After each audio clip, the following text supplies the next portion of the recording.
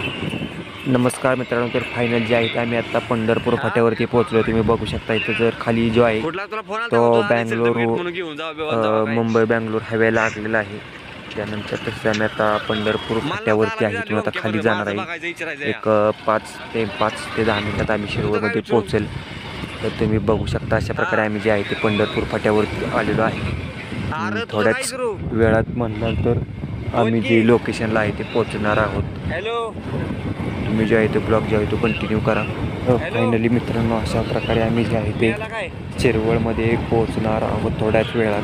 तर आत्ता सध्या पंढरपूर फाट्याच्या खाली आता हवेला लागणार. हवेनंतर आम्ही सरळ जे आहे ते लोकेशनवरती पोहोचणार आहे.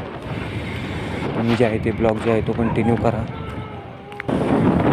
मला मी थोडं सांगेलच काय विषय आहे तो. तर बघू शकता तुम्ही अशा प्रकारे आम्ही साईड रोडने चाललेलो आहोत. तर थोड्याच वेळात आम्ही लोकेशनला जे आहे बघू शकता. अशा प्रकारे शिरवळमध्ये जे आहेत मोठ्या मोठ्या बिल्डिंग्स झालेल्या बघू शकता तुम्ही. मंदिरसारख्याच्या शिरवळमध्ये मोठमोठ्या बिल्डिंग्स झालेल्या आहेत. तुम्हाला दिसत असतीलच.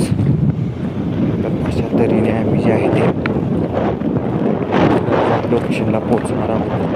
आम्ही लोकेशनच्या जवळच अजून चाललेलो आहे. सध्या जे आहे ते लोकेशन 500-700 मीटर अंतरावरती राहिलं आहे.